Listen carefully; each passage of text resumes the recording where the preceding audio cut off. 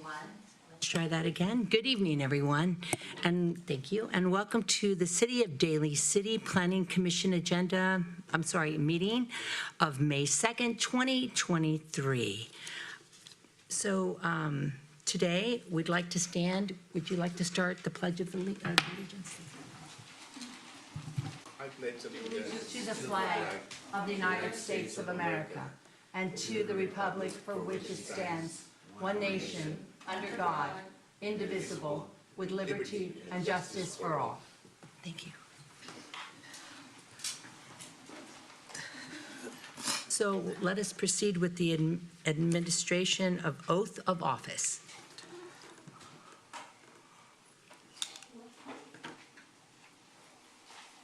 Good evening, Chair Perano, Commissioner Paniza, and Commissioner Satori. It's my honor tonight to present to you your now new Commissioner, Teresa Fa'apua. First, let me begin by telling you, because she doesn't like to talk about herself, but we have here tonight, let me begin by Honorable Ken. He's from the town of Colma. Former County Commissioner, Christine, former JESD board member, and BPAC, as we know, Clayton Koo. I recognize all those in the audience for being here tonight. Teresa Fa'apua has been in our community. I know, she doesn't want me saying it, but those of us who know her that are here tonight know that she's been a staple in our community and a staple for inclusion. Not only just is she, because she's a part of the Pacific Islands Together, who they just do the annual food drive or the once-a-month food drive, but every day. She serves in our Bayshore School District as Bayshore School District trustee. She's always in our community. She's former library trustee. But when you don't even see her then, she works in childcare, and she serves humbly and gracefully, never boastfully, but gives of herself to everyone, no matter where they come from, what culture they are, and who they are. And I think all of us have experienced it, and most of you have known her. So it's my honor to administrate the oath to your new commissioner, Teresa Fa'apua, tonight, who I wish nothing but the best for the board.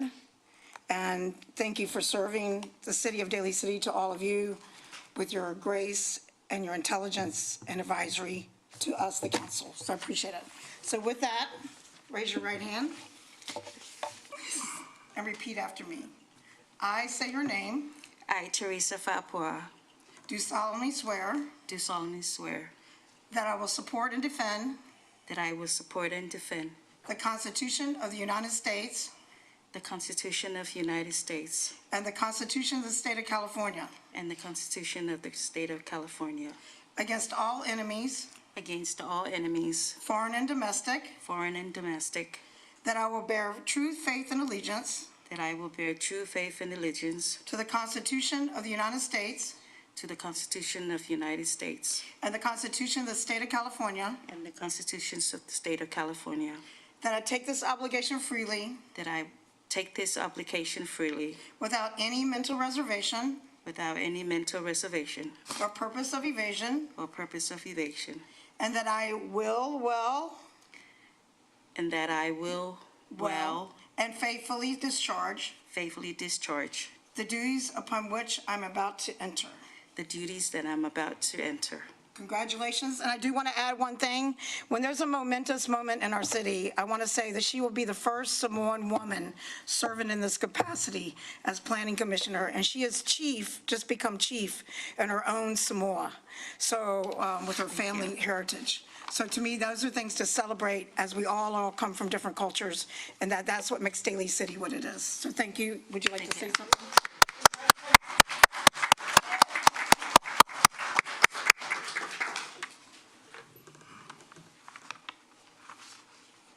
Oh, I see my friends.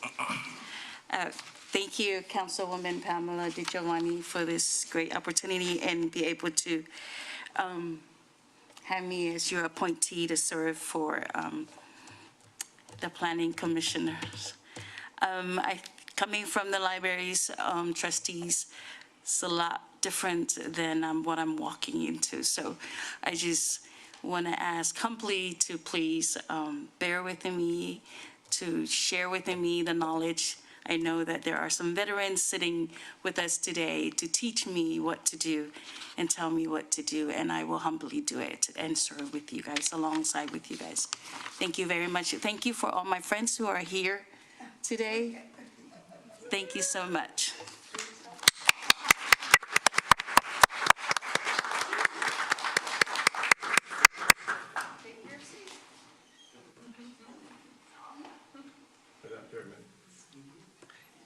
Are you on? Your Honor, we would like to welcome the newly installed. Madam Chairman, I would like to welcome our new Planning Commissioner of Daly City, Teresa Papua. Hopefully that you can share with us for the growth and development of the city without fear or any reservation. With this, I would like to say congratulations. You will be an addition to us. Thank you very much.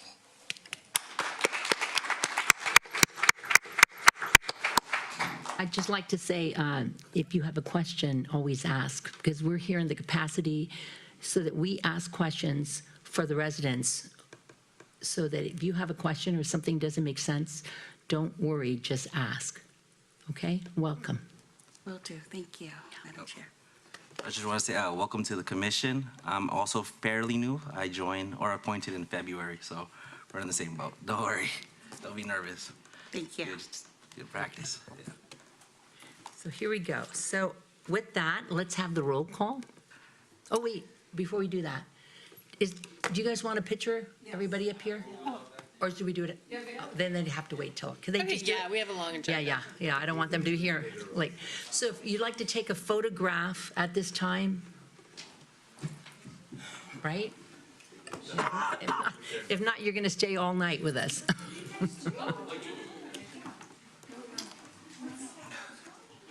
Sorry. How you doing?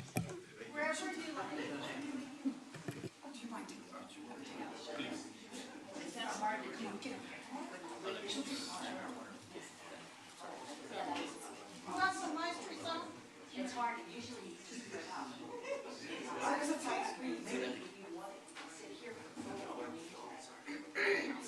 here and then everybody can gather around. I always trust you.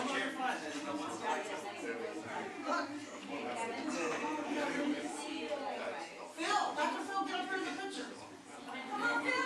Phil, it's Ruthie. Come on, Phil. Hi.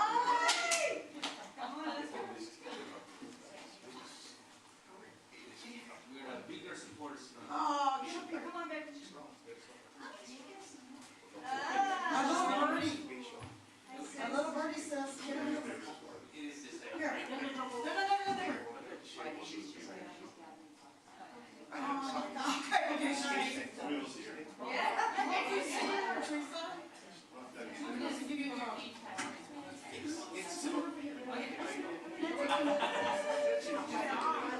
You never like this.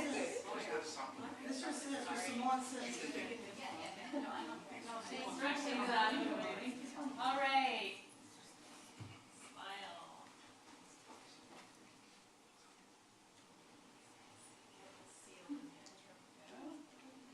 Polynesian. All right. Thank you.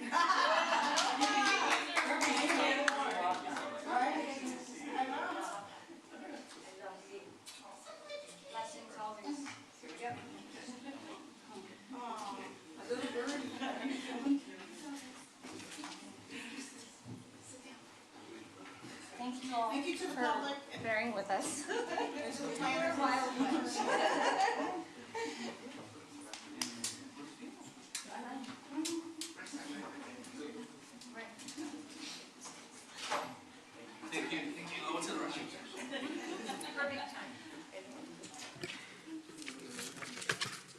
Thank you for your patience. It's a special day. Yes. Perfect, no problem. Yeah, you're good, okay. So at this time, we'll have a roll call. Thing. Fa'apua, Here. Paniza, Here. Satori, Present. Proaño. Here. And next, I'd like approval of the minutes of March 7th. I so move. Approve. Or second, sorry. All in favor? Aye. Aye. Okay, so we'll move on to the public hearing. So at this time, Michael will be presenting the general plan consistency. Am I correct? Something seems different. Oh, here we go. For fiscal year 2024 and fiscal year 2025 capital improvement program. Government Code Section 65103 requires that a city's Planning Commission review the city's capital improvement program and certify that it is consistent with the city's adopted general plan. State law further requires that capital improvement programs be reviewed annually by the Planning Commission for the local jurisdiction for consistency with the general plan, and that the recommendations regarding the CIP and general plan consistency be forwarded to the City Council. Michael? Yes, thank you, Commissioner Perano. This is a request by the city's Public Works Department to find the proposed CIP list of projects consistent with the city's general plan.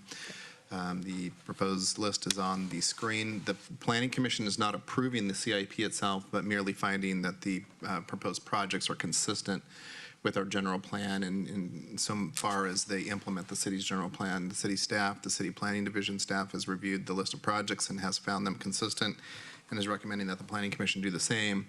If planning commissioners have any questions for either Public Works staff or staff from the Department of Water and Wastewater Resources, staff from those departments are available to answer any questions for you. Well, I do have a question. I'm noticing that the sidewalks in the city of Daly City, many which had already been retrofitted with the plastic yellow dots, right? Some of those are being torn up and just made just a little bigger. And I'm just curious on why that is being, aha, it's you. Why that's being done before others didn't even get touched. And I'm personally experienced it on my block where I live, and I'm just curious why this is probably the third time on my block. Yes, thank you. So typically, our curb ramps, they are required to meet ADA standards and requirements. Those standards do change over time. And typically, when we do a project, whether it be like a paving type project, doing a street resurfacing type projects, or doing some type of crosswalk improvements, we are required to incorporate the curb ramps at that same time. So if we get some funding or we're doing some other type of paving projects, that would trigger the requirement to also update the curb ramps to the most current standards. And so that's some of the reasons why those ramps kind of get removed and have to be redone. It's because the requirements have changed over time. So when I see mine, which was done, within the last few years, and you're doing it again, and it doesn't look much different. So what is the requirement? Did it get a little wider? Did it have to, what's the change? Some of the changes is due to slopes, the slope of the ramp itself. There are width requirements, but what we found for the most part is it's a slope issue, and then also the landing behind it. Sometimes that creates some modifications that's needed. Okay, and I'm just going to assume that you've done all the ones in the city, and then that's why you came back and we're getting ours done? Or are there certain ones where they have a bigger slope, and that's why maybe you've come back quicker? I'm just curious. It's a great question, and there are some ramps in the city that are older, that need more updating. However, we have kind of two programs. We have a program that's just ramps by itself, but we also have a program for our pavement management system for the streets. And so if the street needs to be redone, then the requirement is that we are forced to do the upgrades to the curb ramp at the same time. Even if we would rather use that money to do another ramp, we're not able to do so. It's a requirement that we're forced to do. And so sometimes that throws things kind of out of sequence. But again, we have a separate projects that are just curb ramp specific, and those typically go for the ones that need it the most or that hasn't been touched for many years. So that's, some of the issues that we deal with that kind of make it look like the sequencing is doesn't. Well, I'd like to thank you because it was the burning question on in the neighborhood. It just happened to be a great time to ask. So thank you for Sure. explaining that. You're very welcome. I'll pass that on. Okay. Thank you. Anybody else? One moment. I'm sorry. Go ahead. Good afternoon, good evening. My question is about the so-called, what's this, Mission Street. Are you covered with that? Is the city covering that for maintenance? From San Pedro up to the top of the hill, Mission Street? So in terms of Mission Street, there's the section of Mission Street, San Pedro to top of the hill, that is Caltrans right-of-way, Caltrans responsibility. Is it possible that we can request the Caltrans to at least to maintain that room, that portion, because that is supposedly the main street of Daly City, but it's a little bit crooked. It's a little bit, I would say, the road is not smooth. Yes, So if we can probably address that and request the director of the Caltrans in San Diego to help us. Yes, I agree 100%. Can That's I- only my. No, it's because, great. Because We had that conversation. that is supposed to be the main state street of Daly City. It is supposed to be a grand boulevard, but it was stopped because of the so-called our. Caltrans. No. There is supposed to be a.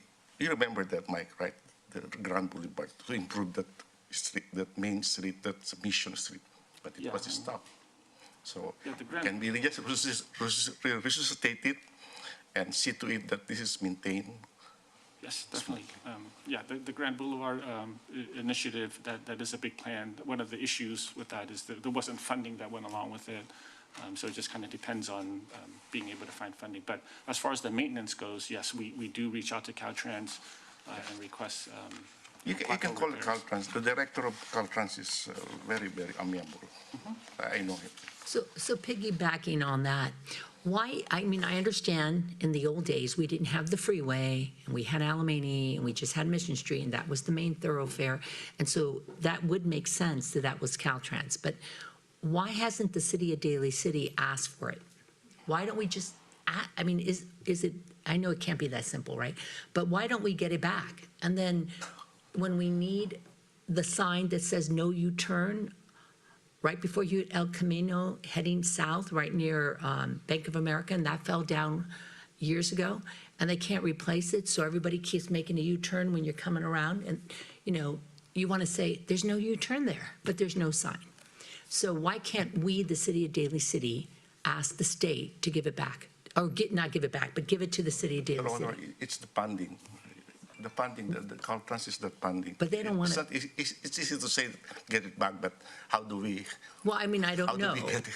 You No. guys know better than It us. doesn't work that way, Madam Chair. Yeah, right now, Caltrans has El Camino Real Highway, Yeah. State Highway 82. Mission Street is an extension of that, part of that state highway. And so at this moment, it is Caltrans. I don't see them giving it up unless there's some big initiative amongst many jurisdictions to do that. But one thing to keep in mind is along with maintenance responsibility comes additional liability, maintenance cost. We're having some challenges just trying to maintain our own streets that we currently have. And bringing more into our own inventory will create additional challenges in terms of our ability to have funding to maintain additional roadways, and also along with that comes additional liability concerns. When I made a phone call, Chairman. one second, when I made a phone call to Caltrans about the signs that were missing, they told me they had one person doing all this work, and that's why it couldn't get done. So that's why I was asking, because, I understand that there's liability, but if you don't have the right signs out there, there is also another liability, somebody can get hurt. Yeah, definitely.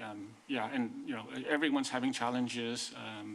Oftentimes, if there's something kind of, super urgent, imminent, we do kind of work with, our police folks, fire, and they've got some good contacts with Caltrans in terms of something that's very urgent, Yeah. things that, I understand. I'm sorry, go ahead. Actually, Madam Chairman, you talk of federal freeway, state highway, and then the city way. So there are various ways of dealing with it. You cannot say we want to take it, but the funding is in the state. We cannot have that way. So we have to be knowledgeable about what is the number. 84 is supposedly Caltrans. 280 is supposedly federal, something like that. So you have to specify. No, I understand, but My since only it's request going is through if our we can city, probably, the 84 can be, we can request the Caltrans to at least to maintain it properly, because just take a look at what I'm saying. Just I at the agree. corner of there's I would say it's crooked really. It's not smooth. yes. I don't want to say the right word. I we get understand. it. Yes, thank you for that. Thank you very much. Yeah, Thank you. Thank you for answering those questions. my Thank you. pleasure. And I would like also, Madam Chairman, Yes. to acknowledge the presence of the Waste and Water Work Director here. So, thank you. Yeah, water, wastewater, they also have projects as part of the And- CIP, so if there's any questions, they're here to help answer. Thank you very those. much. Thank you so much. You're very welcome. Thank you. Does anyone have any other questions with regards to the proposed projects that are on our list? No question. Anybody? Are we good? So I'm going to pass it back to you. Yes, so the Planning Commission needs to vote to find the list consistent with the city's general plan. Very good. So I'd like, well, first of all, do we need to open that to public? Oh, yes. Only because I see so many public here today. Does anyone have any questions? No one gave any cards? Okay, so we'll close the public hearing. May I have a motion for that? So, moved. I second. All in favor? Aye. Aye. Okay, so at this point, let us vote and to see if we recommend that the Planning Commission, I put my glasses back on, I'm like, everything's not clear. Oh, there we go. The Planning Commission find the CIP consistent with the city's general plan. Staff is available to provide any additional information desired by the Planning Commissioners. So I guess at this time, we'd like to see if we vote, to see if we recommend. May I have a motion, please? I motion. You want, okay, second. okay, all in favor? Aye. Aye, so we all have voted. Michael, thank you. Thank you. Thank you. Okay, let's move forward. And Michael, it is you again. Coastal Development Permit CDP 0423161189. It's a request by the City of Daly City, conduct maintenance at the seawall revetment and access road repair at Muscle Rock Landfill, Daly City, 150 West Line Drive.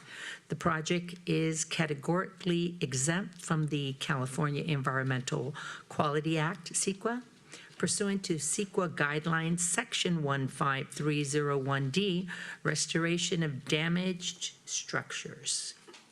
Michael? Thank you again, Commissioner Perano. This is a request by the City of Daly City to conduct what are fairly regular type of maintenance activities at Muscle Rock Landfill. As the Planning Commission may be aware in its hearings on this sort of an item before, Muscle Rock is a landfill site. It's been closed since the 1970s, and the city needs to conduct regular maintenance there from time to time. This type of maintenance requires that the city issue a coastal development permit to itself, and this is the reason for tonight's hearing. This is the location of the site, of course, the Pacific Ocean at the south side of the city, at the old Muscle Rock landfill site. I think we all know where that is.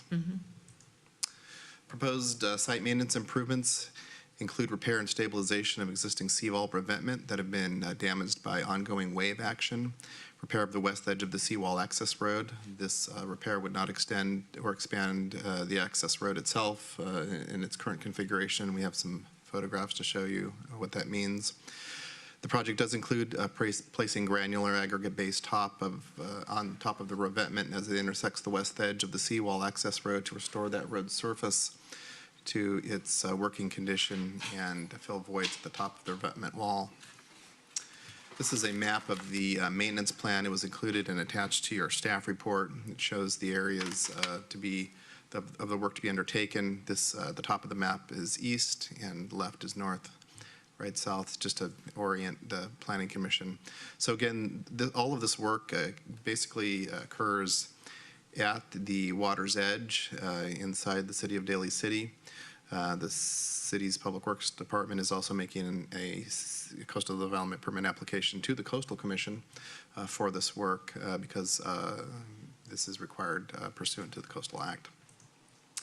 Here's some site photos showing the condition of the seawall that would undergo repair. As the photo shows, part of the seawall has been undermined by wave action coming from the ocean. Over time, this wave action undermines the roadway and it needs to be maintained. And that is the work that would be undertaken as part of the CDP permit that's issued. Here are just more site photos of that. The rocks on the right side are riprap that have been placed by the city to basically work against the wave action, but of course they can only do so much, and the waves hitting this over and over and over do take a toll on that road and needs to be maintained. Here's a photo of the same thing, essentially looking to the north. This is the, just to orient the Planning Commission, of course this is the landfill site. It's been buried in earth, and this is the essentially the bluff that lies beneath essentially the Westlake Palisades neighborhood, just to give some orientation. And again, this is that the access road bed that's been undermined by wave action, as can be seen here. The Planning Commission is required to make findings consistent with the city's local coastal program, and there are 6 findings. I won't read through each of them. They're included in your staff report, but essentially the work that's being undertaken would have no adverse impacts on the environment. In fact, it's necessary to keep the landfill that exists there intact in its current state and not, of course, spill into the ocean. So it's a very important type of work that we're undertaking. The project's exempt from CEQA. The Planning Commission is recommended by the city staff to affirm the environmental assessment, adopt the findings, and approve the coastal development permit, recommending that to the City Council. If there's any questions, the planning staff's available, as well as the engineering public works staff is also available to answer any questions you have. At this time, I'm looking towards my fellow commissioners. Do we have any questions with regards to the work that needs to be done? I have a question, Go for it. as always. Well, Your Honor, after the so-called several typhoons that we have the past few months, do you think the seawall was damaged, or was there any damages that, or the city will have to increase their budget for these maintenance activities? We're going to have public works staff answer that question for you, Commissioner Satori. Commissioners, so Mike Burnfield with engineering. So we actually had a recent seawall monitoring report submitted. Oh, I'm sorry. We had a recent seawall monitoring report submitted, and we had a similar maintenance project back in 2017, and that actually held up due to, that held up to the recent storms. And a very similar riprap will be installed as part of this project. So you don't need any more budgetary allocation to improve the seawall? I don't believe so, no. Okay, thank you. Great question. Nothing else. Mr. Anybody else? Just to be clear, we are kind of doing it in phases. So we're using more larger rocks, more heavy-duty rocks. But currently, that's not throughout the entire seawall, so we'll have to monitor it as time goes on. But this is kind of kind of a routine thing where every so often you have to come back and put some additional rock. And this is a pathway, not, vehicles don't go down that way, do they? Maintenance vehicles use Your that, yeah, yes. but it's safe. People use it just for hiking and stuff, and Okay. we use it for maintenance Okay. purposes, yeah. Okay. I think that's good. Any other questions? I have a Okay. lot of questions, but. Oh, that's go okay. ahead, go ahead, go ahead. You know, to the engineers, you know, this is a coastal line wherein every year there is a 2 inch being eroded by the soil erosion in that area. Are you not asking the Department of Public Highways, Public Works, just like they did in San Diego? They put a lot of rocks, big rocks, along the coastline. Do you intend to do that, or just let it go as it go? So this section. I'm just looking forward on that. Yeah, for the lower landfill area, there is the existing revetment with the large rocks. Further north, there isn't currently. And there are some additional erosion that's going on there. So we are kind of working on a plan and having discussions with the Coastal Commission in terms of what they will allow us to do and what they won't allow us to do. Typically, Coastal Commission does not like to have additional rock placed where there didn't used to be, and so that might be a big challenge. But we are kind of working on the northern section where there is no rock protection at the moment.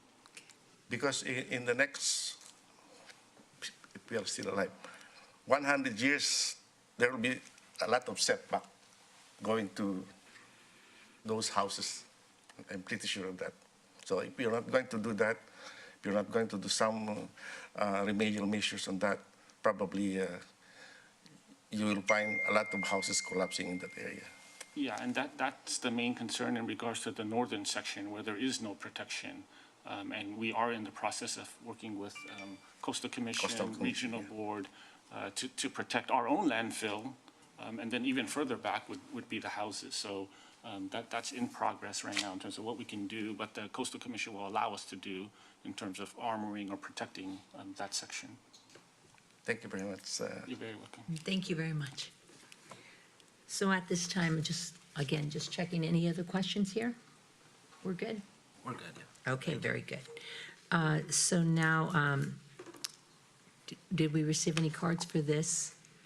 So far this evening, we haven't received any cards, but Okay, at just this double point, we checking. could ask if there's additional.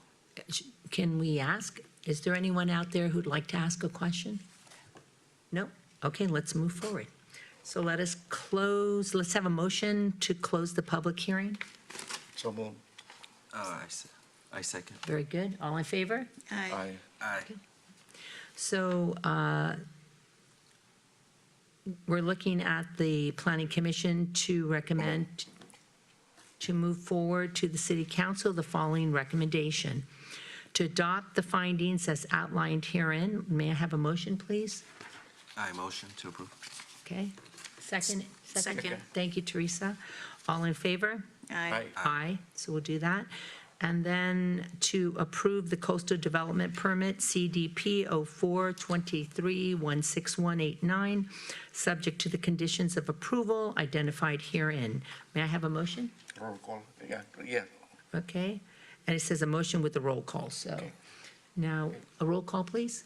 Sure. Fa'apua, Yes. Paniza, Yes.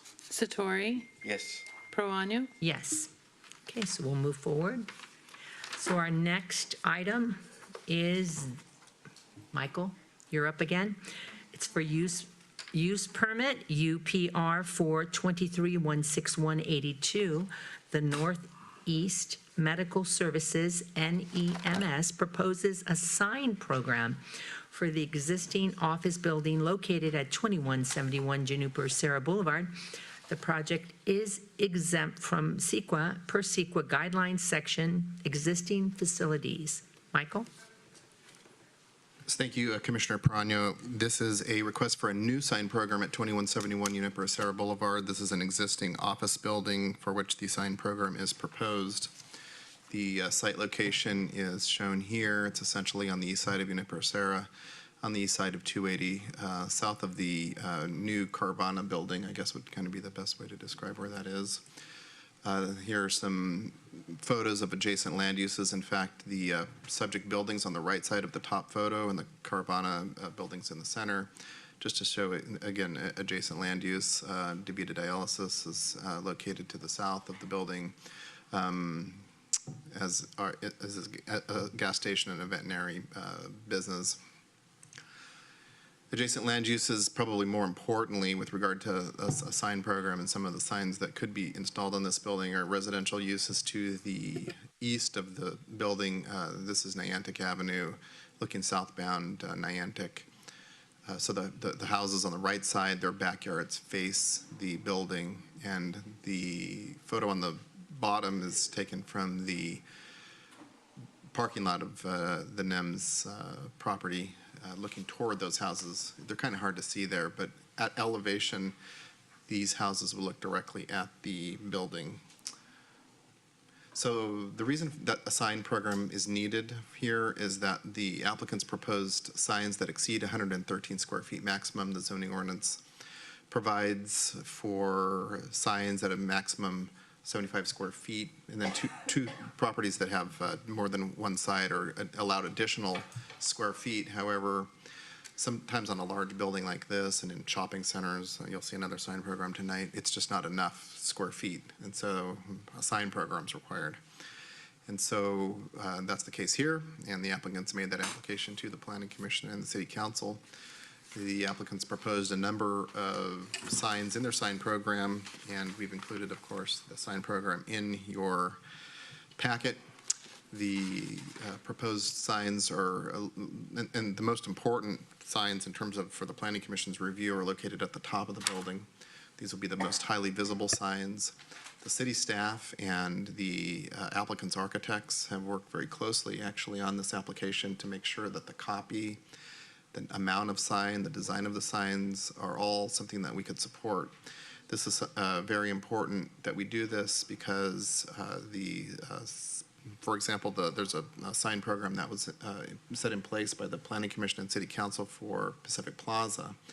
And we want to make sure that every building owner is treated fairly in the amount of signs that we're allowing and the type of signs that we're allowing. And so this necessitated that we work closely in development of the sign program with them, and that did occur. The proposed signs are on the north and south facades. At the west facade, so this is facing north and south, of course, the Carvana building, the DeVita Dialysis building, the west facade facing the freeway. There are no signs that are proposed facing the residential, and that's always the case for any of these types of sign programs. We try and avoid signs immediately facing residential uses, especially from a building this tall. So that's why you don't see any east facade signs. There's also a small sign that's proposed at the first floor of the building at the pedestrian entrance.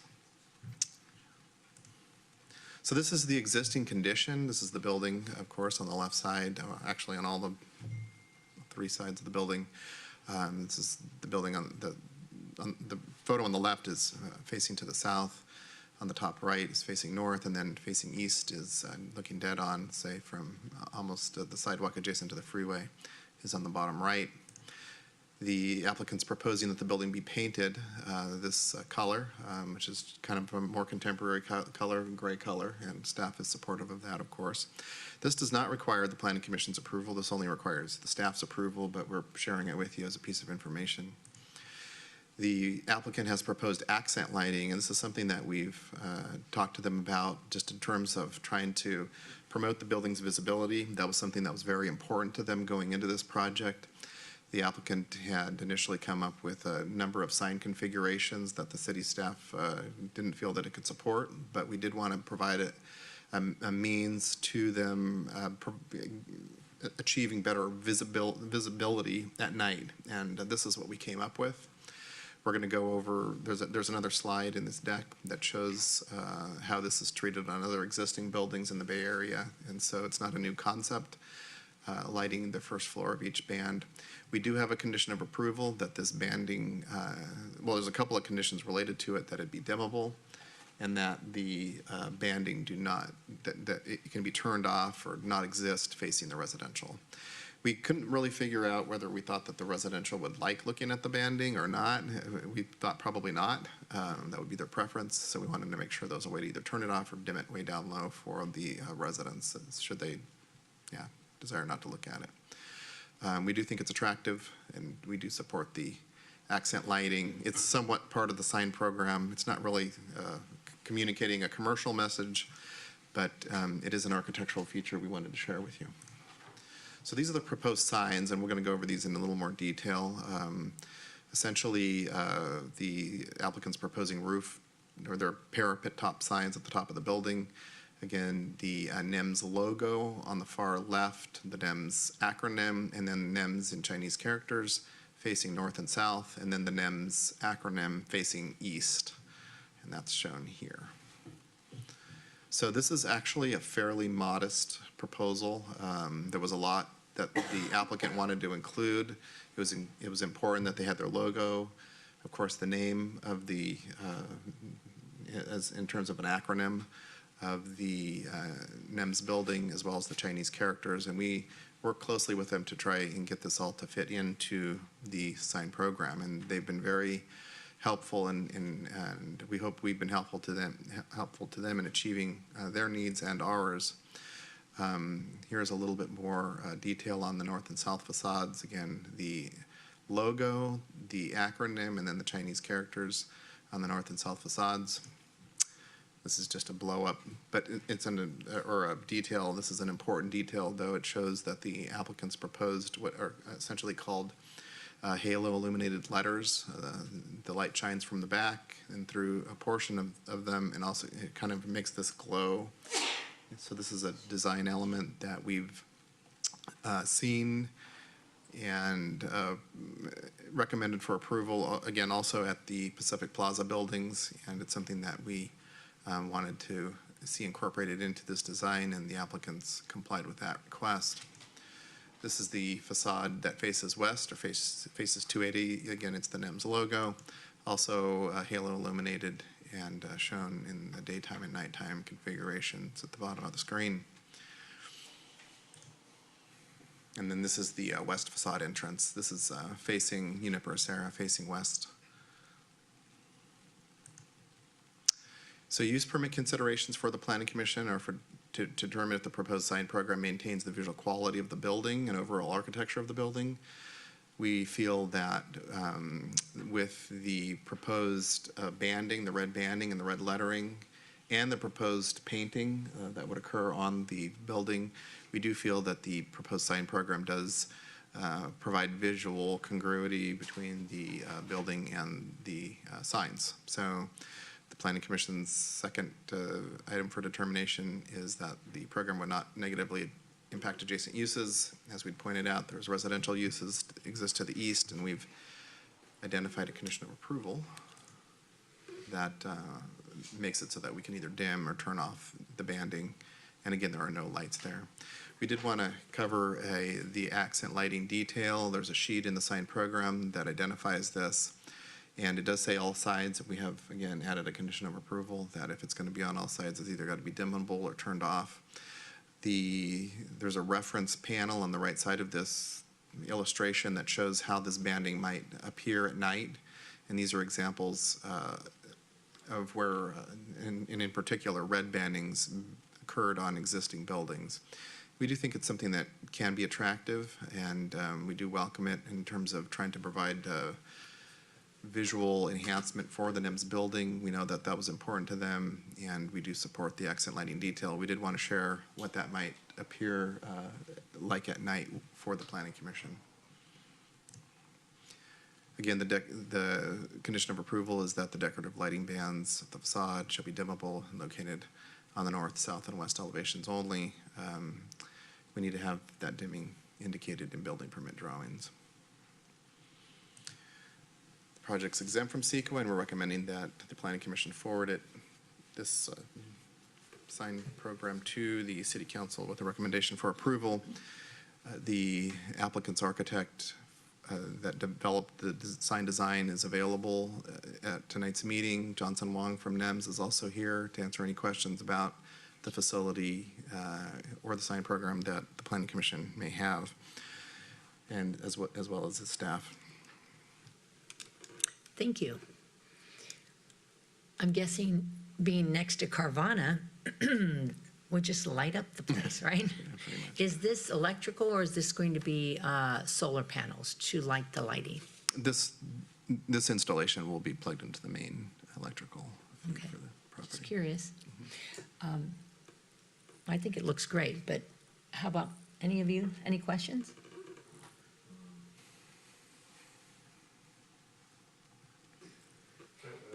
Your Honor, Madam Chairman, the sign program that complies with Daly City sign code. One second, your microphone.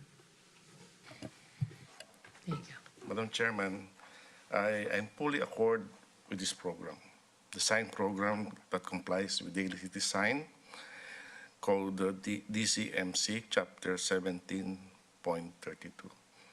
Actually, I have seen a lot of this in different cities, like San Francisco. They have it during game time.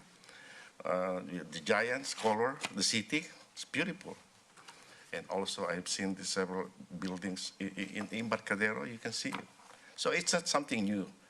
It can add luster to the city's beauty, especially in the night time. And that's why we love Paris, because Paris is all kinds of, all the buildings, they have different kinds of lights. And it really makes, it glitters to the city. It gives some more aura to the city. So to me, I am fully according to see, in case that all buildings here can only comply, especially the tall buildings. It will be very, I would say, very great to have that kind of program, the sign program. It adds beauty, especially if you are in the freeway, you can see it. That's Daly City to me. So I subscribe to this program, Your Honor. It's lovely. The only thing I would just throw in is the idea of possibly having solar panels would save a lot of money. If the building's lit all the time, it's going to cost you money.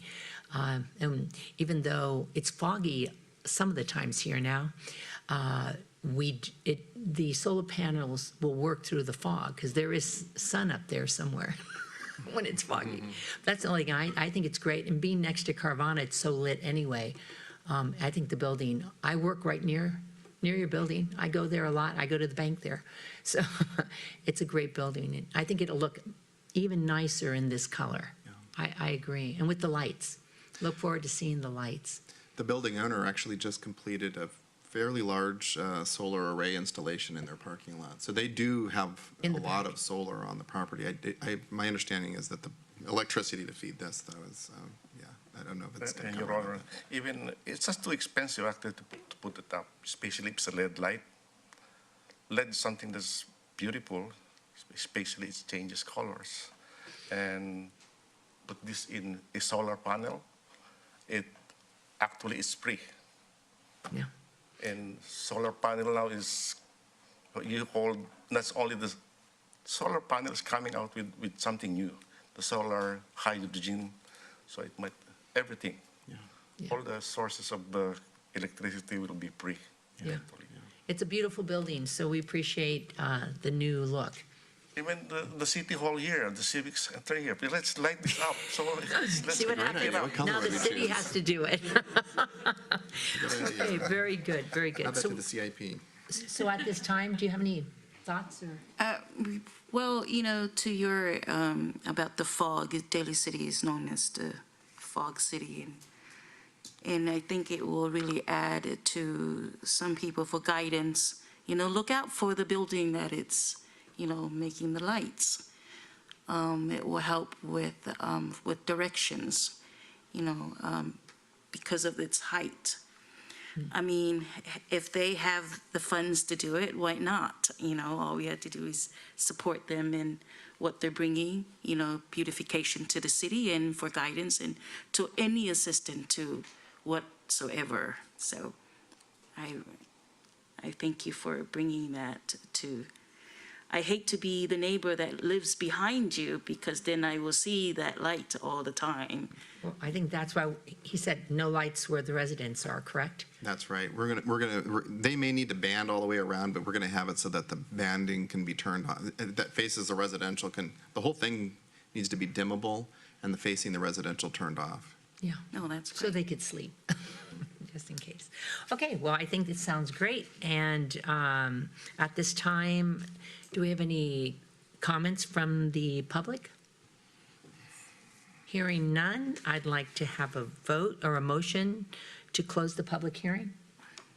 Motion? Okay, I second. okay, all in favor? Aye. Aye, so we move forward. Now, we recommend that it has been recommended that the Planning Commission forward to the City Council the following recommendations: to adopt the findings as outlined herein. May I have a motion, please? Motion? Second. All in favor? Aye. Very good. And approval for the coastal development permit, CDP. Am I in the right place? No, I'm not. I'm moving down now. Sorry, down we go. Affirmative, let's see here, adopt the findings, affirmative the environmental assessment, and, okay, approval use permit UPR for 23-16182. The sign program, subject to the conditions of approval outlined herein. And a motion? Motion. Okay, a roll call? Fa'apua, Yep. Paniza, Yes. Satori, Yes. Parano. Yes. Very good. We'll move forward.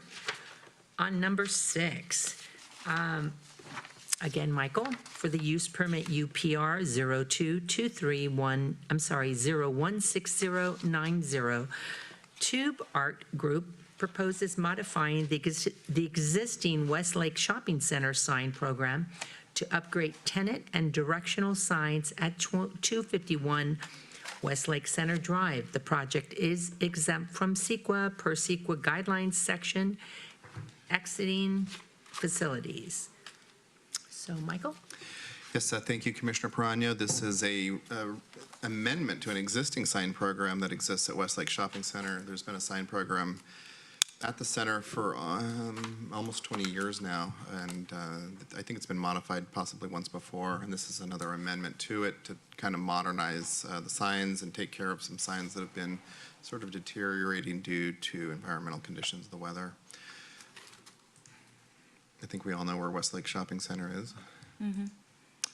Some of the adjacent land uses, this is facing north from the center's northerly entrance at John Daly Boulevard. The city's sewage treatment plant actually exists in the background here. In the foreground's a Chevron station and Burger King here. There are some residential uses that exist in the Westlake neighborhood to the northeast of the center. We thought we'd provide a slide that showed some of the historical signs of the center.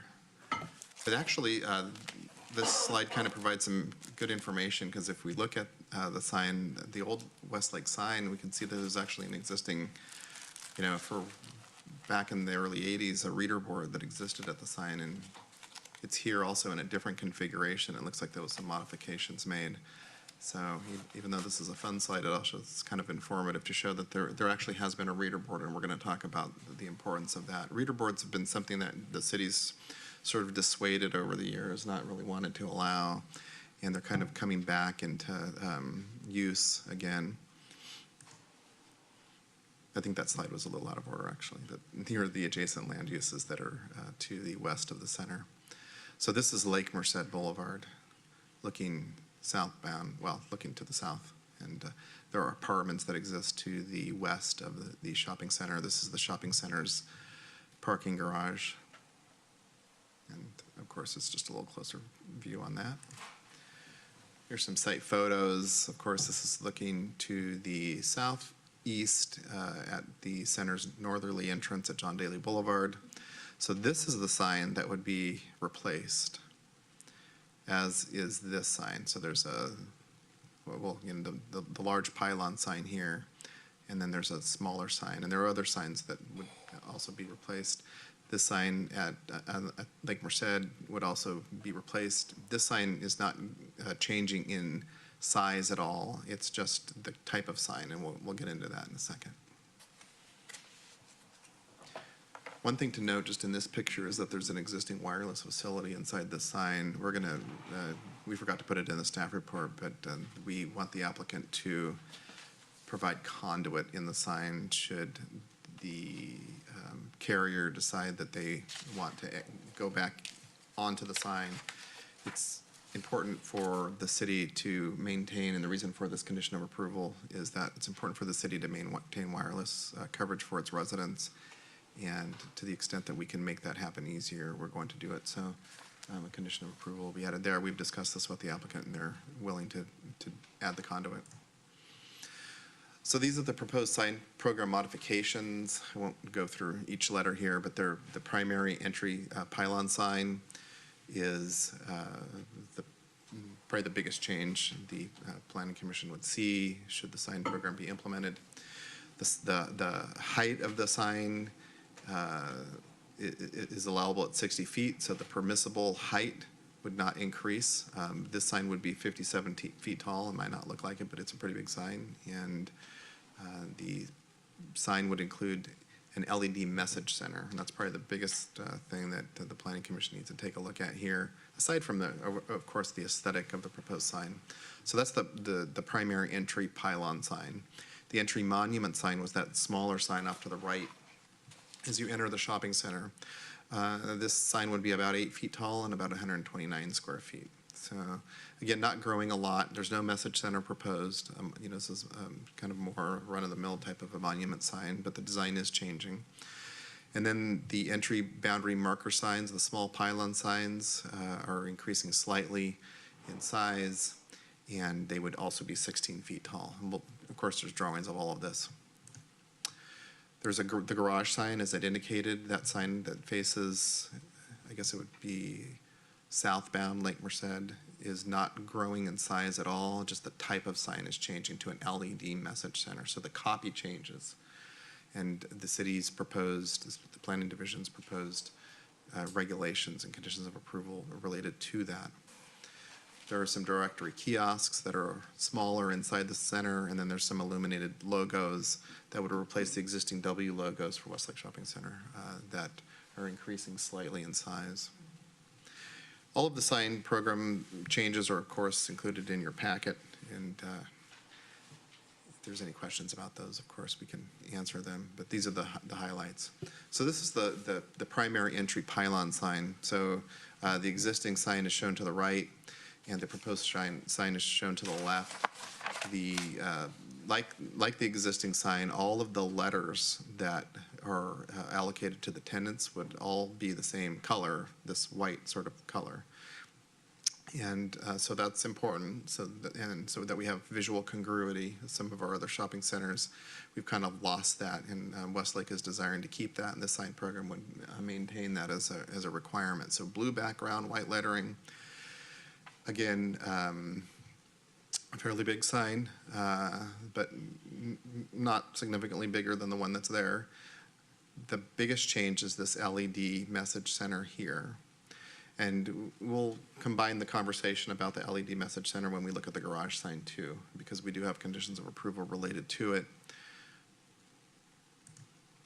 This is the entry monument sign, the sign to the right. Here's the existing, and then the new, again, all keeping the same white lettering, blue background.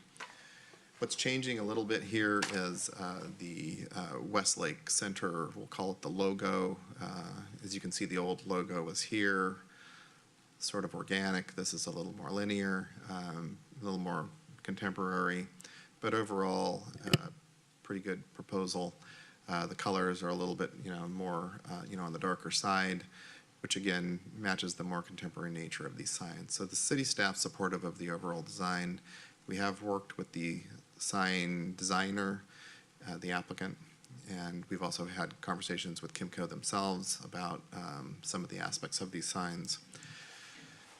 These are the entry boundary marker signs that are more internal inside the shopping center. Here's the existing one on the right, the proposed on the left. Again, just more contemporary design. This also provides a secondary location for tenants in the center to have sign presence. The signs on the left show examples of that. The major tenants, of course, Target, Burlington, Ross, et cetera. So this is the garage sign, and at this point, we'll have a conversation about the changeable copy.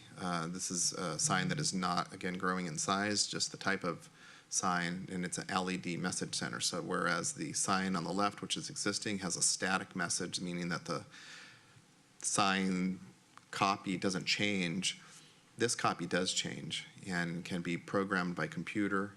It also has a certain glow to it, and this is not facing residential, but is at a perpendicular angle to it.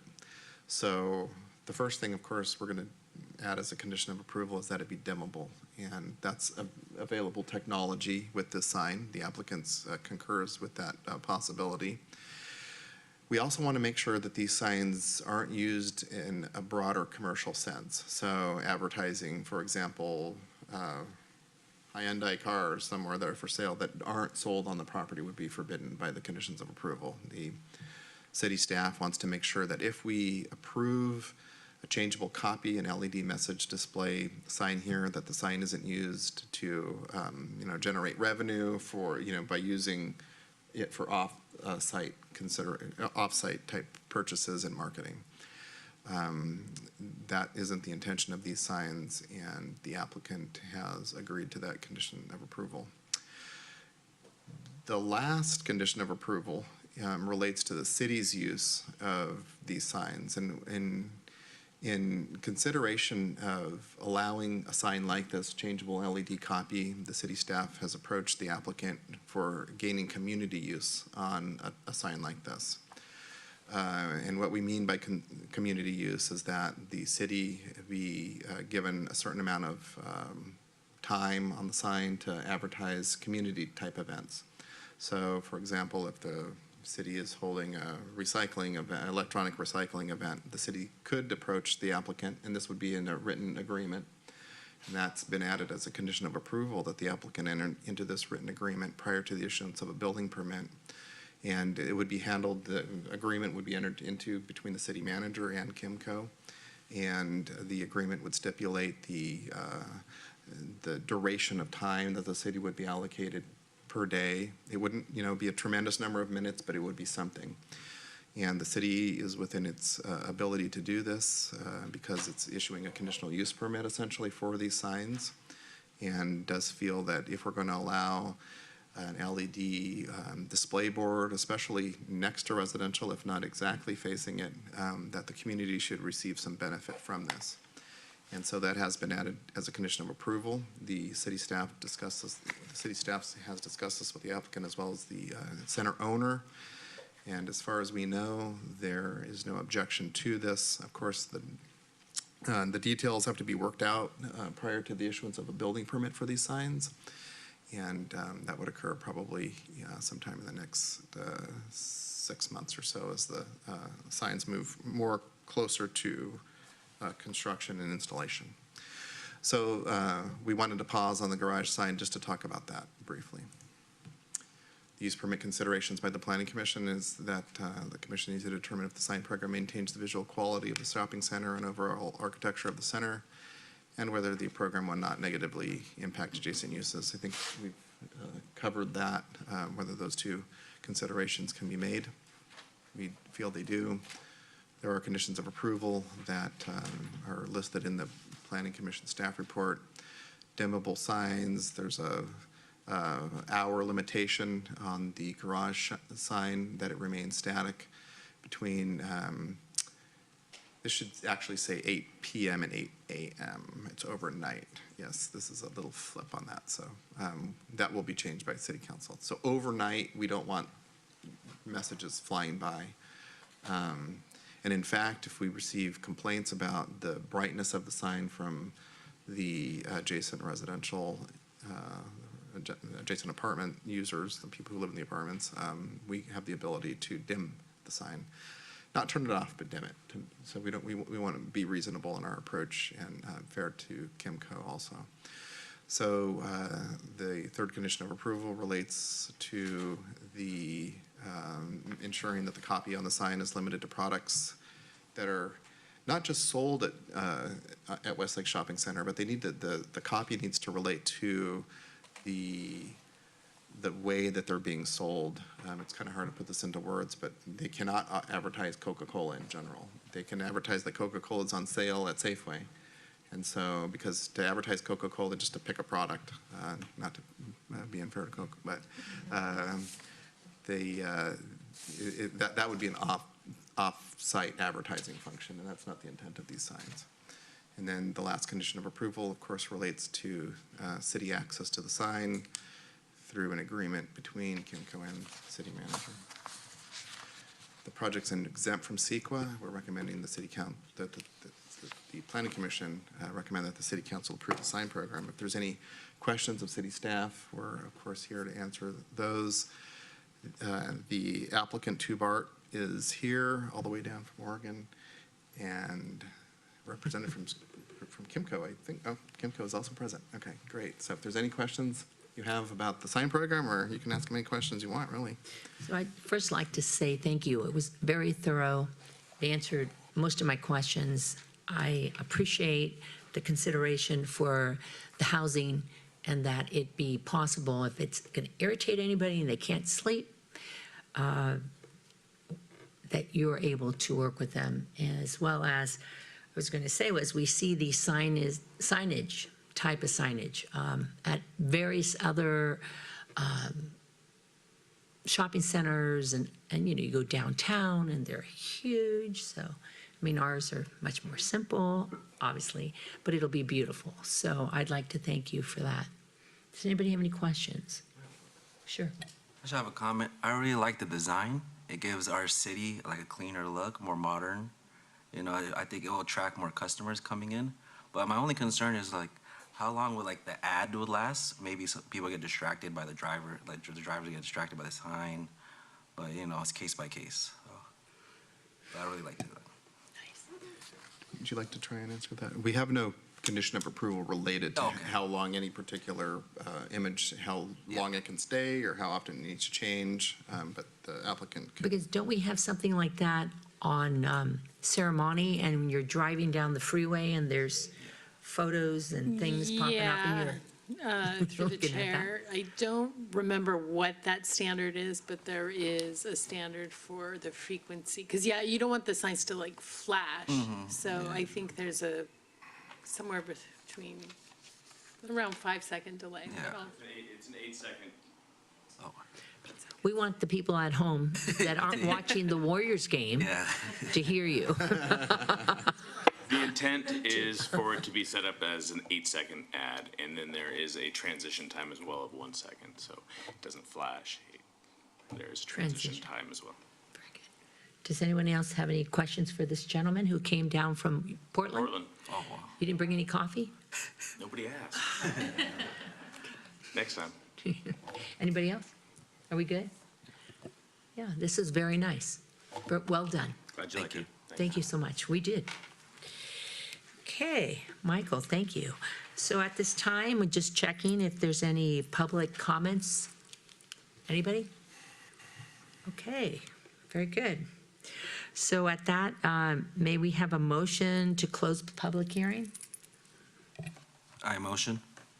Good. And do I have a second? Oh, no, that's a motion and a vote. Oh. Let's do it. Fa'apua, Yes. Paniza, Yes. Satori, Yes. Peruano. Yes. And now we look for recommendation of the Planning Commission forward to the City Council the following recommendation. Adopt the findings as outlined herein. May I have a motion, please? Motion.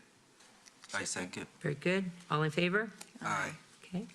And to affirm the environmental assessment and approve UPR 0223016090, the sign program subject to the conditions of approval outlined herein.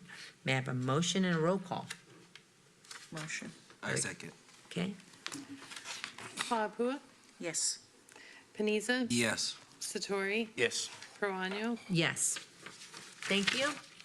Painless? Thank you. Thank you very much. Michael, we're now moving. You must have been very busy. Yeah. Michael, we're looking at the use permit UPR 1221548 and design review DR 722-15225. Amore Architectural Corporation representing the owner requests approval to construct a new 2,480 square foot restaurant with the drive-through at the northwest corner of the St. Francis Square Shopping Center, 79 St. Francis Square. The proposed project is categorically exempt pursuant to California Environmental/Quality Act, CEQA, Guidelines, Section 15332, infill development projects. So the applicant has requested a continuance of this item, We just move forward? and it would be to the 6th of June, Planning Commission meeting. To June 6th. Very good. So we're going to mosey on down to number 8? Yes. There we go. Okay, perfect. Okay, so Michael, again, plan development, PD 1022015932, preliminary plan only for DES Architects and Engineers, proposes to demolish an existing 3-level parking garage and 5-story office building and construct a new 8-story office building with parking structure at 455 Hickey Boulevard. The applicant is requesting approval of 2 alternatives for the preliminary plan. Alternative 1 entails construction of an 8-story, 166-foot tall help me out here, technology office building over a 3-story parking podium. The total building area would be 280,000 square feet. An additional 3-story parking structure would be constructed east of the office building. Alternative 2 would entail the construction of a 5-story, 118-foot tall medical office building with a total of 180, you have a hyphen, do you mean 180,000 square feet? Just making sure, and would be placed, I feel like you're testing me with that, and be placed within the same building footprint as the technology office. As this phase of entitlement, the Planning Commission would consider the preliminary plan to rezone from light commercial C1 commercial office CO and plan development PD8A to a new plan development zone. The project is anticipated to receive a CEQA mitigated negative declaration. And Michael, you're on. Thank you. I think you pretty much said it all. I think I did. Yes, so thank you, Commissioner Perano and members of the Planning Commission. This is a preliminary plan review, just to give all of the planning commissioners a crash course on how plan development zoning works, where so there are traditional zoning districts, and there's no slide for this, but I wanted to make sure it's understood. We have a couple of new commissioners. There are traditional zoning districts such as C1 light commercial or R3 multiple family residential. Those are what we call traditional zoning districts.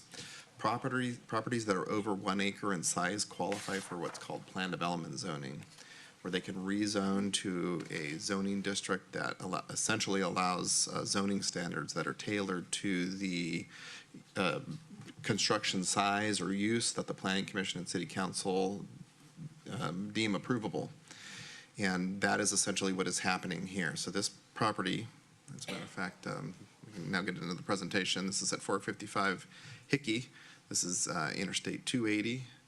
To orient the Planning Commission, I don't know if everybody knows exactly where this is. This is Hickey Boulevard. This is the subject building. This is the Kaiser building across the street. So maybe that orients people. This is the Bank of America building, 7-Eleven here, so Gellert Park is here, so this is that building there, and we have some photographs of it, of course. So this would be essentially redeveloped with a new office building, so torn down and rebuilt with a new building. Here's the existing site. This is the way the site looks from Sarah Vista, looking to the east. This is a AAA. Any of you are AAA members, been in there? Medical type building in there. And this is a view looking to the southwest as you're getting off the freeway. Have that right? Yes, at Hickey. Yes, getting off of southbound Interstate 280 onto westbound Hickey. You can see the building there. The general plan land use designations are essentially commercial. They allow this use, not a problem. There's no change to the general plan necessary to allow construction of this project. What is necessary, though, is that the zoning be changed because there are essentially 3 zoning districts that cover this site presently. There's the C1 zoning district that covers this portion of the site. There's the C, and that's light commercial. There's the CO zoning district, that's commercial office, that covers this portion of the site. And then there's PD 8A. So we're now into like PD 70 something. So PD 8A is an old one from the early 1980s, and that's when this building was approved and then built, you know, like 1984, I think. The applicant probably knows the exact year. So all of these properties need to be, well, combined into a single property if they're not already, and they need to also be in the same zoning district to allow construction of this project. And so because these properties are not already PD zoned, we need to have what's called a preliminary plan hearing. And that's what the Planning Commission and the City Council will be conducting for this project.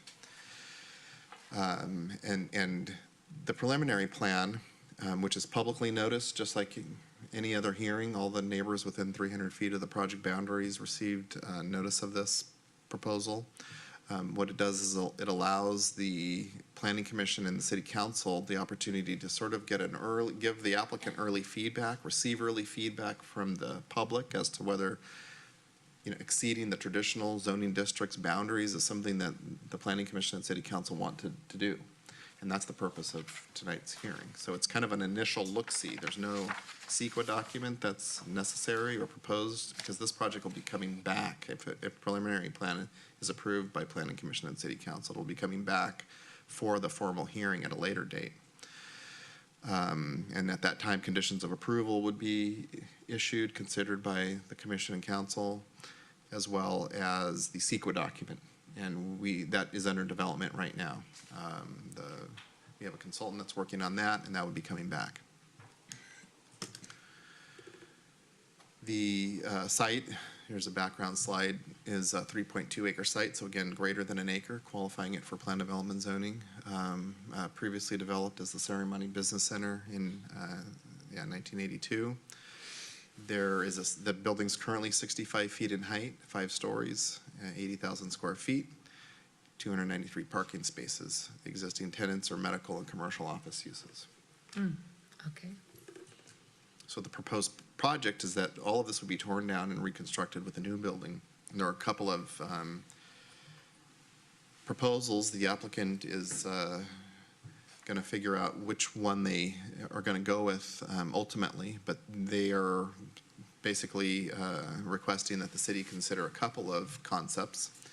Both involve demolishing the building, and the first involves constructing an 8-story, 166-foot tall building, and this is 133 feet from Sarah Vista Avenue. So just a little note on that. The height is reduced at Sarah Vista because of the slope of the site. So that's important to note. It's a 280,000 square foot technology office building with a 3-level parking structure consisting of 900 parking spaces. There would be an employment center for about 1,250 people at this location under this concept. Transportation demand management plans required, as well as traffic and intersection improvements. And again, this project is undergoing CEQA evaluation right now, and any mitigation measures that would be required by the applicant insofar as traffic or any other environmental impact would be developed and recommended for Commission and Council adoption as part of the CEQA document. And again, we're anticipating that would be a mitigated negative declaration at this point in working with our environmental consultant. So there's an alternative development concept where the property, again, the buildings would be torn down, all of them, and a new 5-story, 118-foot high building, again, 85 feet from Sarah Vista Avenue, tall, 180,000 square feet medical office building with a 3-story parking structure would be constructed with, again, 900 parking spaces. This would, if this concept is ultimately the one that's constructed, it would provide employment opportunities for 600 people. Because it's a medical office, it would serve between it's anticipated between 170 and 200 patients. Also, transportation demand management plans required, as well as any mitigation measures, including traffic mitigations. So those are the two concepts that are under consideration in this preliminary plan tonight. The required planning entitlements, so this is just the zoning we're talking about tonight. Plan development amendment and rezone, so we'd establish a new PD zone for the whole thing. The C1 and CO PD8 zoning districts would go away, be replaced by this new PD zone. Design review would be required by the Planning Commission and the City Council, so the aesthetics of the building. A lot merger, requiring that all the underlying lots be merged together. We can't issue building permits crossing property lines, so that's necessary, as well as the certification of the CEQA document would be necessary ultimately by the City Council, of course. This, again, is the preliminary plan review. I think we've explained that. It needs to go to the City Council for approval, of course, after the Planning Commission. This is the proposed site plan. We can get into the specifics related to this project. Again, the existing building would be torn down, and this new, under the first concept, there's an 8-story office building that would be constructed. This shows some of the adjacent uses. Of course, the Interstate 280 bounds the property on the east. North is the, I think that's at Alta Ceremony Shopping Center. And possibly most importantly is that there's a residential neighborhood that surrounds the property to the south. In terms of, overall impact, the impact would probably be the greatest of the people who live adjacent to it, honestly. The non-residential uses around it, no problem. But yeah, the residences around it would, see a much taller building than the homes that are there. And we'll see that in some of the photo sims. And this is the parking structure office building story. This is a rendering of how that building would look. The applicant's architect has developed a very contemporary type of a building. They work closely with the city staff in making sure that the building meets the city's expectations insofar as building articulation, quality materials, distinctive building elements, distinctive top-bottom architecture in this building. We're very happy with the way it looks. We believe the building ownership is also happy with the way it looks. They're proposing it, so hopefully that's the case. Lots of glass, a very attractive building, and if we were going to have an 8-story tall building, this would be a pretty good one to have built. It's our feeling. So this is a rendering, one of the renderings we have, and this would be how the building would look looking to the southwest. And this is Hickey in front of the building. This is the parking structure here and the building here. So at the outset, this project's actually been in review by the Planning Division for quite some time. There was a preliminary plan, not a preliminary plan, but a pre-application conference, the application that was made to us. And at that time, it's like an application before the application, and at that time we required that they submit renderings from the adjacent neighborhood. So we wanted to be able to communicate to people who lived in the neighborhood to the south of this, what this building is going to look like to them. And this is one of the renderings that was developed. Again, a much taller building than the homes that the residents live in, of course, but we communicated at a very early stage that the building needed to be excellent architecture, and we do believe that that has been delivered as an architectural product in this proposal. This is the building that, how the building would appear looking to the northeast from the intersection of Gillert and Sarah Vista. You can see, just for some context, some of the lower, less tall, that is, retail office buildings that are in front of it. These are not part of this property. This is the 7-Eleven that exists in front of it. So again, those are different properties from this property. They're not part of the proposal. This is a view from Hickey and Gellert. We wanted to make sure that in this concept, and this was also true when Kaiser was constructed, the city staff and the Planning Commission and City Council wanted to set an architectural standard for what was constructed when we see taller buildings in this area, and we wanted to make sure that that concept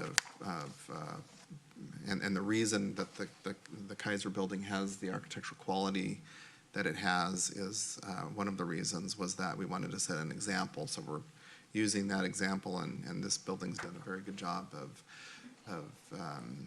not mimicking but complementing what's on the other side of the freeway in terms of architectural design and quality. Michael, how tall is Kaiser? I do not know right off the top of my head. All of us the same. It might be the same. Do we number of have any floors. other this is 8, right? This is 8. Do we have yes. any, I mean, Seton Medical Center's on top of a mountain. Yeah. And the one on Juniper Serra, the one we were just looking at, I don't think it's this tall. I think it's only, what, 6? I think so. We've approved taller buildings, but I don't know about constructed. I don't know, do you remember 88 Hillside, how many floors that is? It's not, is it 8? No, it's not that big. On I Hillside, don't, the 88? floor counts, but they are, both DC Station and 88 Hillside are somewhere in the 100-foot height. But how many stories? 6, So 5? it may be somewhere around 8. I think these are taller I floor don't think plates it's and that they're- tall. I don't think it's that tall. 88 on top of the hill? The north piece, well, the north piece that's vacant was zoned for 110 feet, and then I think the buildings next to it are close to 100. But DC Station's about 100 feet. So you're saying it's this tall? Because I don't No, know. this is 160. I see what you mean. so So it's one, quite a bit taller yeah, that's what than I'm saying. I mean, when we look at Daly City, unless this is what you guys are deciding you want to look at it in 50 years and surrounding, when you tear things down, you're going to be building up like this, this is awfully tall. This is awfully tall for the city of Daly City. My concern is the residents who have to live with that. Yeah, and that's part of the reason that we wanted to have a very good-looking building. And we do believe that the architect has developed that. And part of the reason for these hearings is for the residents to come and tell the Planning Commission and City Council. Sure. Like it, don't like it. That's why we have public hearings. But our job as the planning division is to make sure that the architectural quality is something that we can support. And we feel good sending out there into the public. And again, this project's been under consideration by the planning division staff as well, all the city departments, in fact. But we do feel the architects developed an architectural scheme that we feel is actually something that if you were a neighbor and if you were going to sort of, as you put it, live with this type of a height, that you could do so. One of the important things to remember also is that this building is a fairly job-intensive sort of a use. The city of Daly City has long suffered from having a jobs housing imbalance. We're housing rich, and we don't have the number of jobs to try and provide to the residents who live here. Most people have to commute out of the city. So we do see, an intensification of office at this location as something that we could support. So it's not just the way the building looks, it's also that it provides other things to the community. And jobs are one of the things that are important to us. So this one's the 8. Can you show us the 5? The 5, let's see, the aerial view. We'd don't think we have renderings of the 5 available in the presentation.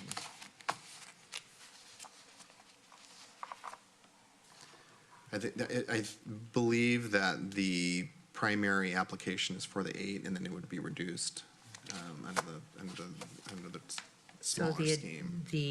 so the alternative that we spoke about, we don't have, there's nothing to give us an idea. Correct. It would be a smaller version of this, is our understanding. So it would look lovely like this, but it'd just be a little smaller. 3 stories. 3 stories, and that, now, have you guys done the test to see about lighting and what cuts off for the residents on the other side? Because there's a lot of people. How many people live back there? Or how many houses are there? I don't know exactly. I mean, we can take some sort of a guess if you'd like. Well, if parking, it's going to contain 900 in that. Yeah, but for them, I'm not worried about the number Right, so- of people in the building. I'm worried about the people that It's live going on to the other look side. congested with traffic. So just eyeballing this, I'd say that in this area, probably, what do you think, 50 houses? So 3 or 4 people per house. Just in that 3 little section there, not including the back. Yeah, as we go deeper into the neighborhood, of course, the number's going to grow. Right, but there's an incline, right? Right. Anyway, so. Yeah. However, my dentist is, used to be in that building, and it's such a beautiful, I hate dentists, but when sitting over there and looking at the view, it's just beautiful.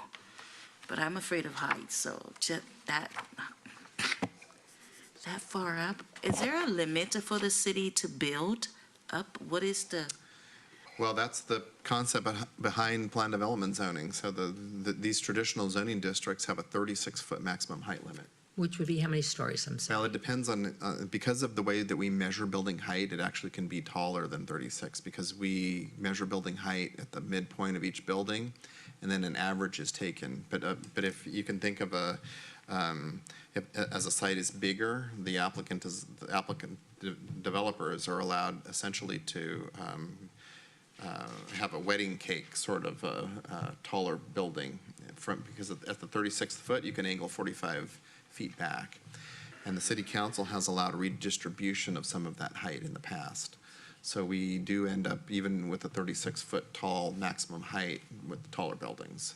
But they're on average, the average is 36.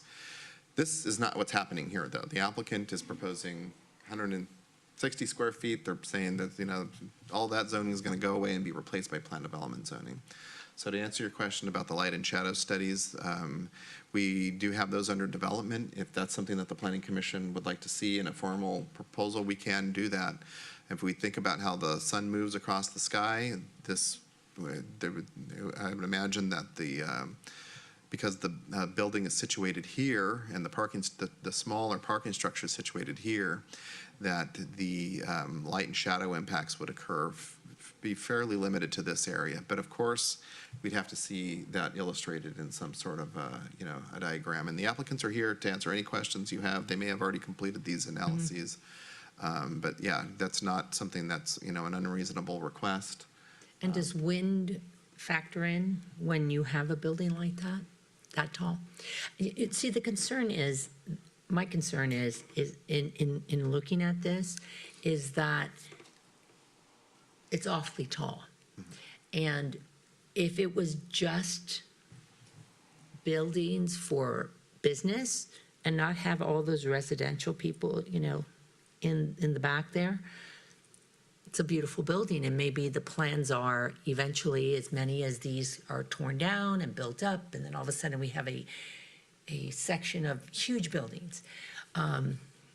But when you go to the other cities that are surround us, you go through the one that stands out is South City.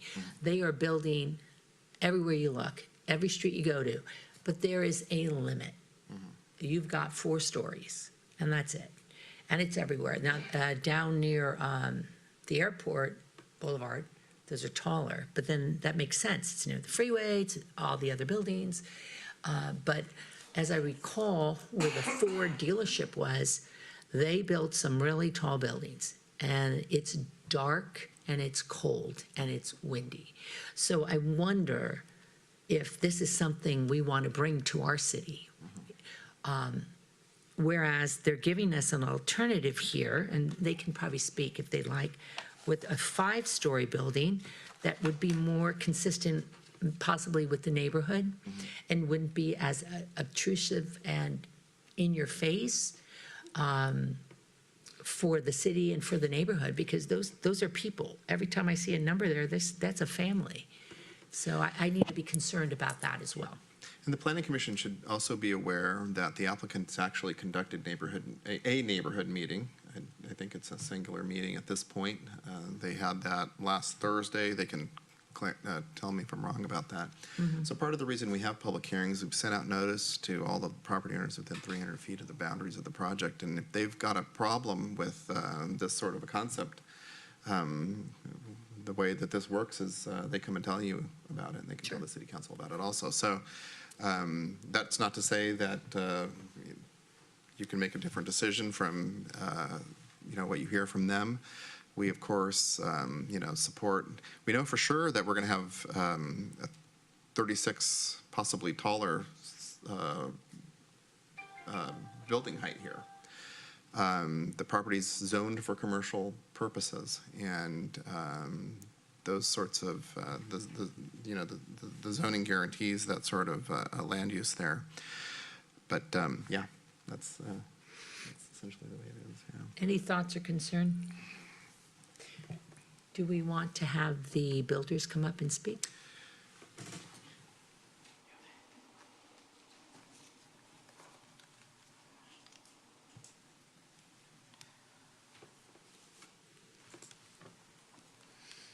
Welcome. Hello, my name is Tom Gilman, partner with DES Architects in Redwood City, and also the owner Charlie King is also here as well. If you have particular questions, yeah. So we've been studying this for some time now with the client, and one of the things, and so given the variable nature of the markets, the commercial markets these days, the owner is very concerned about, want to make sure that when we get this built that there's potential tenants that are going into the building. And so the idea is to still at this point try to preserve flexibility in terms of use. And in terms of use, the idea is that the tech office would be 8-story. It requires based on the city parking requirements, about 900 cars. And another alternative would be medical office. Medical office would be 3 stories less, and it would be also, just because of the parking requirements for medical, it would be also about 900 cars. Traffic is very similar either way. At this point, we've been working, as Michael had mentioned, working with the city planning staff all the way through this. We've also worked with fire department. We've worked with storm and sewer, the public works departments. There are some, maybe at some point we could look at, maybe move back to the site plan of the building.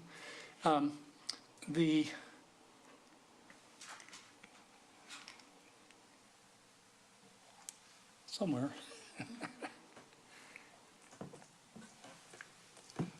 Thank you. Oh, there we go. The townhouse development to the right on this drawing, which is south, had sewer lines that came through the property, sewer and sanitary lines that came through the property, but were not. In one case, there was no easement. In the other case, it was a strange location. So we've been working with Public Works to develop a plan to take care of that upstream, call it upstream, drainage issues. And so we have a plan that will run through a new easement along the very eastern side of the property and out to Hickey as it ultimately terminates. Also working with the fire department in terms of access and so on. And then in terms of the building itself, as was mentioned, when you measure the height of the building from the Hickey side, Hickey is much lower than the property, as you're probably aware. And so the building is 166 from that side, It's actually 133 from the Sierra Vista side. The other, if it were 3 stories less, it would be, let's see, I think it's 116 on the Hickey side and 82 on the Sierra Vista side. One of the other things that we took into account as we were looking at the site plan was our attempt to, the existing building is located approximately, that gray area is the parking structure. That's approximately where the existing building is. And one of the things we tried to do was to slide the building all the way to the northwest corner or end of the site, which is where the yellow shape is. And in doing that, we preserve the views along, say, kind of in line with Sierra Vista as it comes off of Gellert to the, call it southeast or almost east, which is San Bruno Mountain, so the top of San Bruno Mountain. And then further to the right in this diagram would be also the views out to the bay.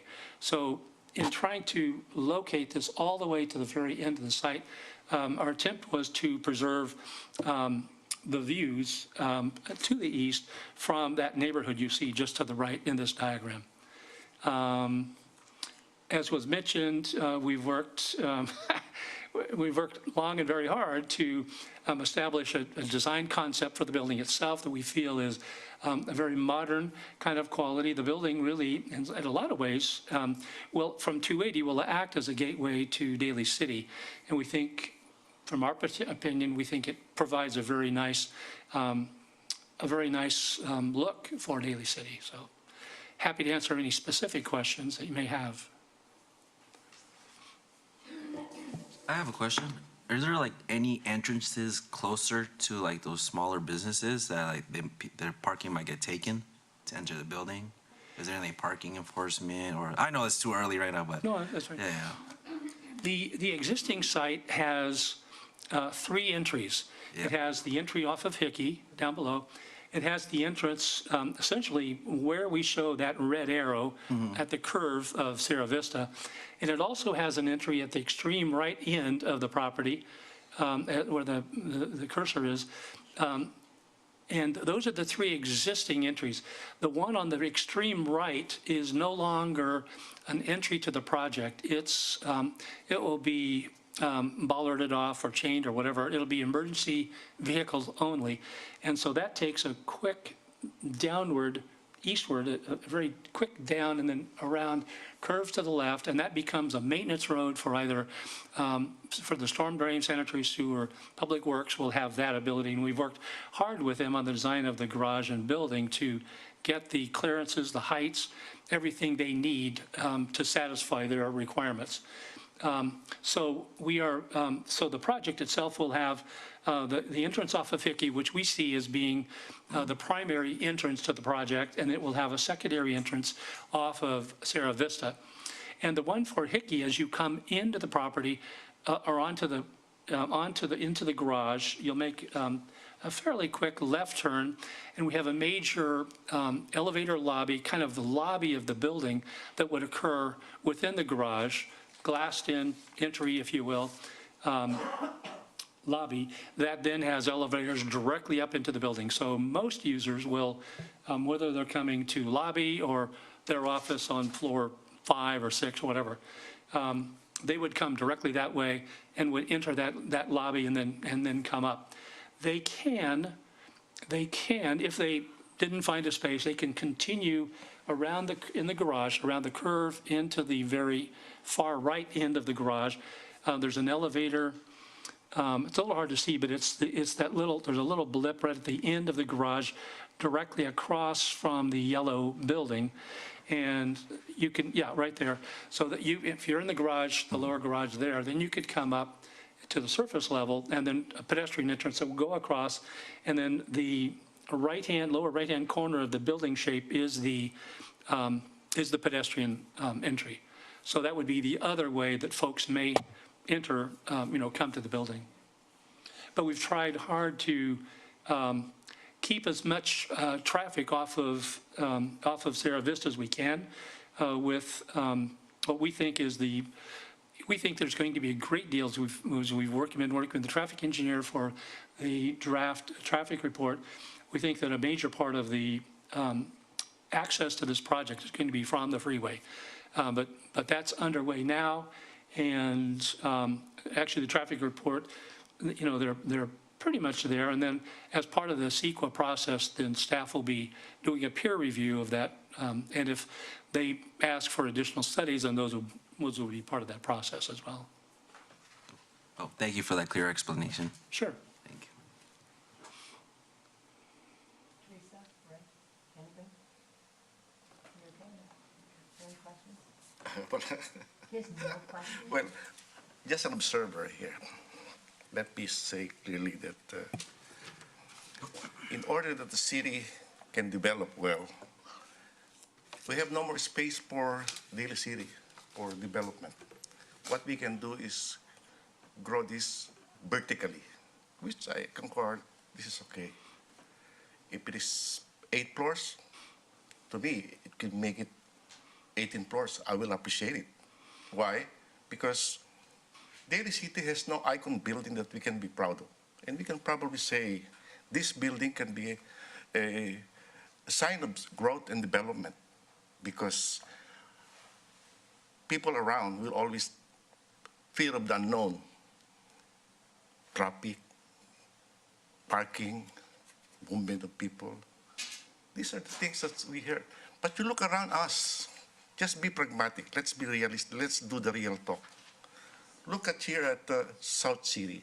They have all tall buildings going to the marina. These buildings are tall, more than 12, 15 floors. And in Millbrae, and you go to San Carlos, they're doing a lot of buildings. But here in Daly City, we'd like this to be as a bedroom community, as a community that is just like that. We don't want progress, probably. But to me, as the pundits would say it, as an observer on economic development, we have to really put up a building like this. It could be called an icon for development. Not because, people are against this or they are afraid of the parking. But parking always be addressed. Look at San Francisco. They have 99 floors and yet they're not worried about it. For as long as traffic management is addressed, let us do it. That's only my observation, Madam Chairman. We cannot say, oh, because of people there. No, we have to look forward. We have to look ahead of us. That is why business headhunters are avoiding Daly City, because some people will always address, oh, there is parking is problem, traffic is a problem. Did we have a problem when we created the so-called Kaiser, this outpatient building? No. Look at that. Is there traffic? Is there chaos there? None. When this Junipero Serra, a lot of people are opposing, they are saying there will be chaos. Is there chaos now? Is there a traffic now? The landmark, when they're opposing this several things, is there a chaos there in Mission Street? I don't think so. So, Madam Chairman, this is just my observation. Let us improve our city vertically. Thank you very much. Okay. Okay. I think we're good. Thank you you. so much. In addition, Madam Chairman, before I forget, we always complain about the budgetary requirement. It can spark economic activities here in the city if we're going to vertically grow. We cannot just rely on real estate taxes. If those people who are against this project, especially those nearby, if they are willing to increase the real property taxes by 100%, let's just avoid this building now.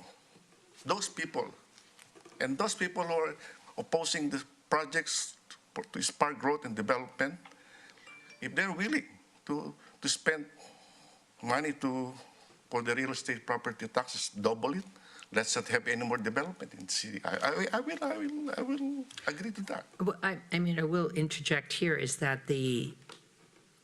I appreciate that the developer is looking at both ends so that the wish is 8, but if there's a little pushback with the residents or with housing or with people around, that they're looking at an alternative of 5. So there's still a development. And so at this point, I think what we're looking at, Michael, is that you're asking us to say, would this be a project, either the 8 or the 5, because we're not voting on that, but that we would encourage the owner to move forward with the city to bring both ideas, and then, whatever fits best at the end of the day, and after you speak with everybody and check everywhere, it looks like they're saying, hey, we can try 8, and if that's a big eyesore or a problem, we're willing to go with 5. So it's either medical or technology. That's what it looks like, right? So if that's what we're looking at, I think we can, did we stop you with your presentation, or are we You all did, but good? it's okay. I just realized that, so I apologize. So do you all want to move forward and see if there's anybody else who wants to speak? And if not, we can move through encouraging the property owner to continue working with the city and to have both alternatives. Yes, that's essentially what we're Is that basically what we're gonna requesting, do? Yes. Okay. This is something that could be considered. It's not an approval. Sure. Okay. Anyway, this is just a preliminary plan. Yes, sir, it is. But we can't see anything if we don't say, show us, right? Right, and the whole purpose for the preliminary plan is for the planning commission and the city council to express any concerns they have. Very good. Okay, so Michael, did you want to say anything else before we move forward? No, I think that's pretty much it. We talked about the parking. Sure. Okay. Okay, so where are we?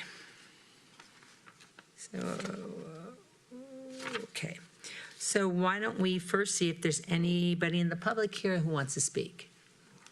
No? Seeing none?